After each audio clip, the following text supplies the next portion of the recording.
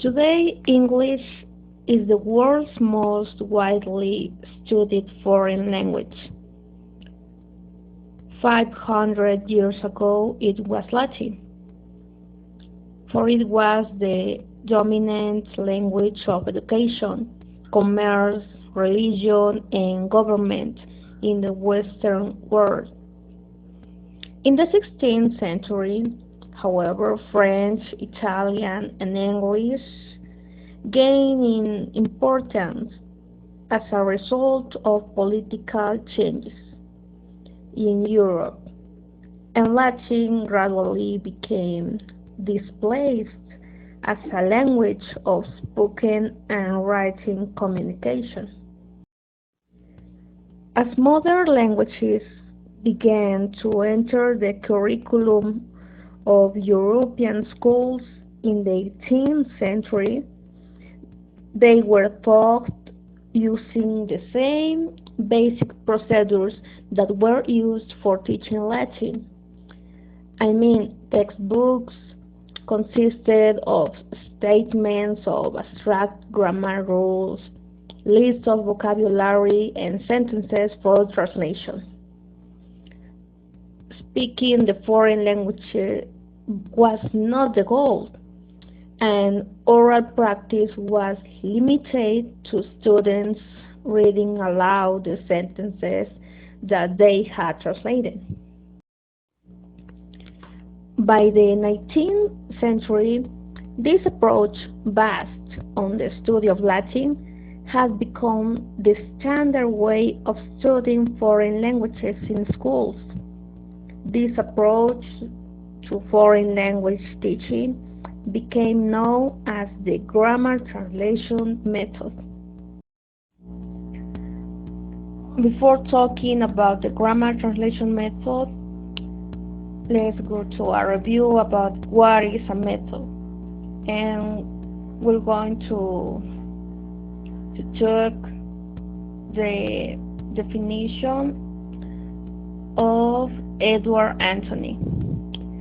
According to Anthony, approach was a set of assumptions dealing with the nature of language learning and teaching. Method was defined as an overall plan for systematic presentation of language based on a selected approach. It followed that techniques were specific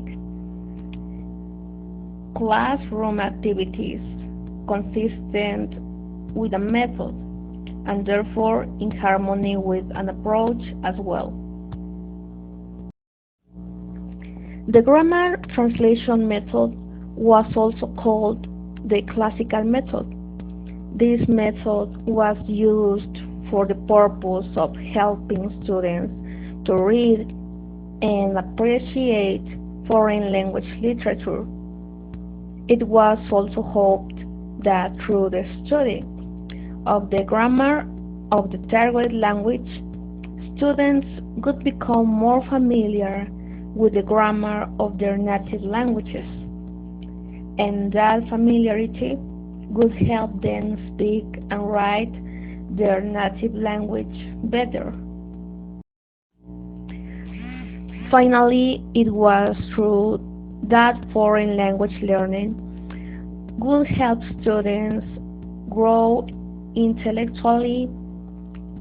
It was recognized that students would probably never use the target language, but the mental exercise of learning it would be beneficial anyway. The principal characteristics of the grammar translation method are: 1. The goal of foreign language study is to learn a language in order to read its literature. So, students' study of the target culture is limited to its literature and fine art. Number 2. Reading and writing are the major focus.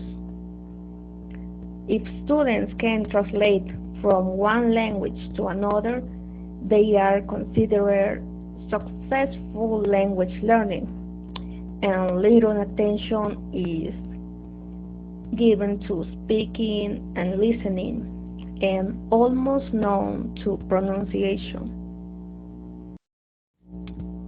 Number 3. Vocabulary selection is based on the reading text used. Number 4. The sentence is the basic unit of teaching and language practice. Number 5. The study of grammar rules. Number 6. The student's native language is the medium of instruction. It is possible to find native language equivalents for all target language words. Number 7. Learning is facilitated through attention to similarities between the target language and the native language. Number 8.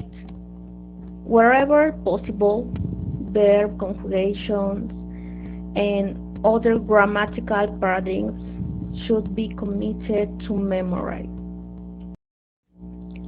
The techniques used on the grammar translation method are translation of a literary passage, reading comprehension questions, antonyms, synonyms,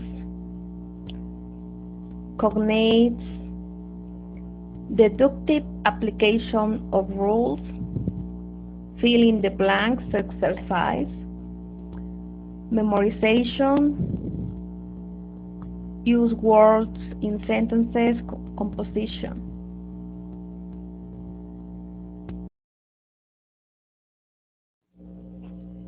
In the grammar translation method, most of the interaction in the classroom is from the teacher to the students.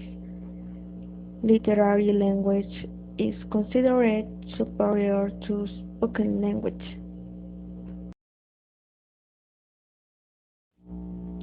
The grammar translation method dominates Europe and foreign language teaching from the 1840s to the 1940s.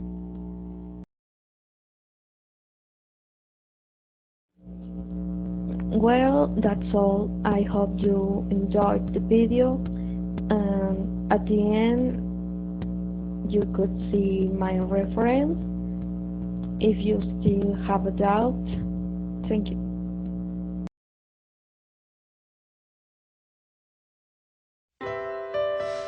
Thousand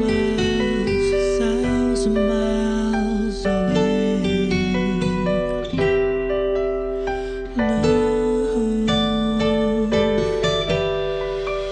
It's you. 曇りガラスを滑り落ちる雨、思い出をなぞる